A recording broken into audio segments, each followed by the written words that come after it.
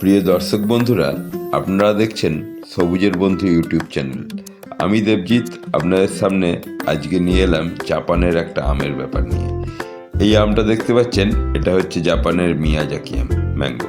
জাপানের মিয়াজাকি কেন বলি? জাপানের মিয়াজাকি বলে একটা জায়গা আছে, সেখানকার প্রসিদ্ধ আম বলে মিয়াজাকি বলি।